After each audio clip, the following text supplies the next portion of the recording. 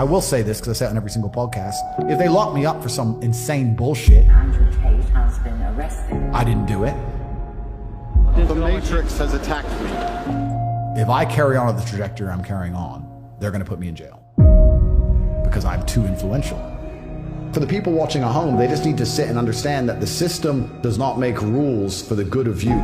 It makes rules for the good of the people who make the rules. And a lot of the life paths laid out to the average man at home today is not for their own good. It's only going to lead them to depression and misery. Do you think you're a force for good?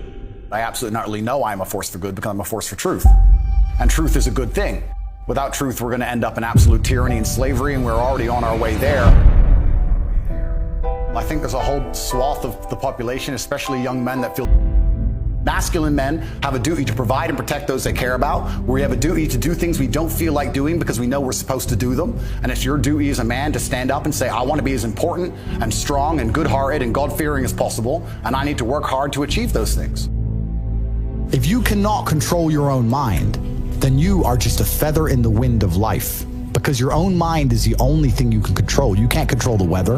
Right. You can't control other people. You can't even control whether your heart stops beating. You might have a heart attack tomorrow. You can't control anything besides what you think. There's no such thing as too much masculinity if it's genuinely masculine. Genuine masculinity is not out here to hurt people. It's absolutely the opposite. It's out here to protect. And when bad things happen, they call traditionally masculine men. If you need a firefighter, you need a masculine man. When you call the police because of the problem you have, you want masculine men. And as soon as a woman or a man is in trouble, when you look for backup, you look for masculine men. And masculine men have a duty to provide and protect those they care about. We have a duty to do things we don't feel like doing because we know we're supposed to do them. And that's why we stayed in the Titanic and died.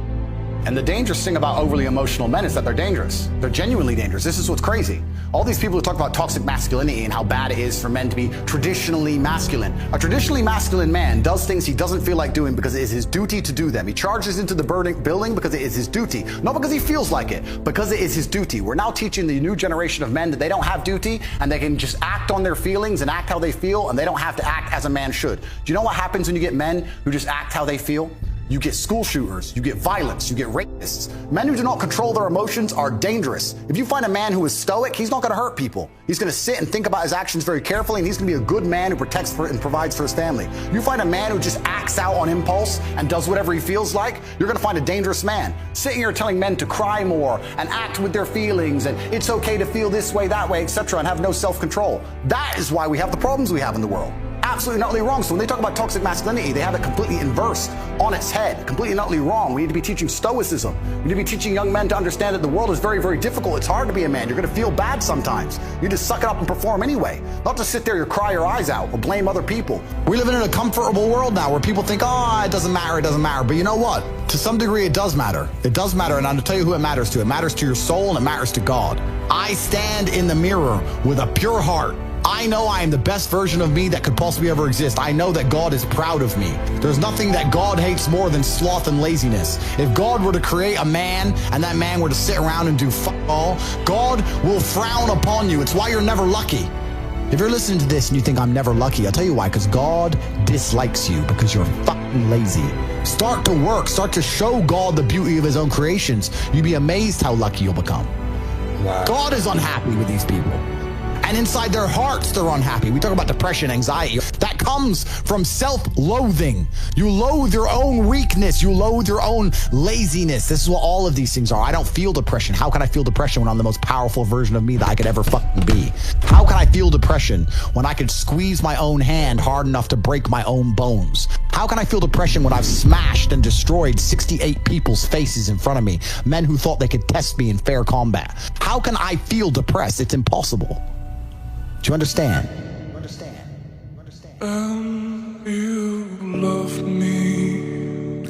Andrew Tate's one of the most wonderful human beings I've ever met in my life. I hate everything that's going on. Like, love him with all my heart. Yeah. Like, I'll die on that mountain with you, bro. Yeah. Let's get on that hill. Where's the sword?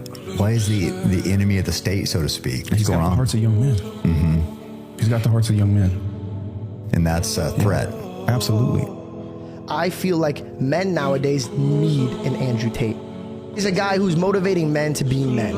If you cannot control your own mind, then you go through life with zero control. Zero influence. You can't control anything. You're just a feather in the wind, waiting for life to blow you from happy place to sad place to happy place to sad place. Completely hoping on the gods to be fortunate to you, because if any genuine discomfort comes your way, you're fucked. Because everybody's fucking distracted. They're getting distracted by this, distracted by that, watching fucking Netflix, jerking off to Pornhub like fucking jackasses. It's so easy to win if you can control your own mind.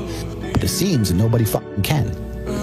And that's how the people who run the world keep the world running, because they have all the slaves exactly where they need them to be, permanently distracted and semi-depressed, working their asses off in jobs which will never satisfy them and never pay enough money. That's the Matrix. Hey, Andrew, how do I get like a six-pack quick? What's the fastest way to get a six-pack? Why does it have to be quick? Why does it have to be easy? Why do you think life is all quick and easy? Why can't it be hard and difficult? Why can't you suffer? Because suffering is what gives it value. If everyone had a six-pack and it was quick and easy, then it wouldn't be valuable, would it? If everyone walked around with a six-pack and they got it easily, then no one would give a shit. The whole point is that it's difficult to get. Value is linked to difficulty. If you want something that is valuable, you need something which is difficult to obtain. The fact that you just said you wanted it quick and easily shows that your whole mental model is fucked. You shouldn't be thinking about quick and easy. You should be thinking about hard, suffering, pain, going through it. That's what you should be thinking about. This is going to be hard, but I'm going to do it anyway. Because when it is done, then everyone's going to know that I went through something difficult. Why do you want it to be quick and easy? You're Don't right. you understand how your mind is? It defeats. Your mind is broken. Your mind is broken. I say that life as a man is exceptionally difficult. I say the most beautiful and the most terrifying thing about being a man is you're born without value. Society doesn't care about you. You're only going to be cared about based on how useful you are. You have the chance to build yourself up and become a superhero if you're prepared to do the hard work and be indefatigable enough to never quit. But if you're going to stand around and wait for a handout, nobody's going to ever respect you. I think that the world's never going to think you're important unless you make yourself important. I think you get to decide what character you want to be in this movie, which is your life. You can decide if you want to be a comedian or a musician or a fighter. You get to decide what you want to be. And if you work hard enough, you can become it. It's the denial that's going to hold you back the most. The people who go, yes, I'm wasting my potential. Those are the ones who have potential. The ones who stand up and go, I am wasting my potential. I could be anything and I am not that yet. They have a chance. This stream actually, like, I'm pretty sure changed like lives. I swear to God. Like, you changed lives just now. I hope so.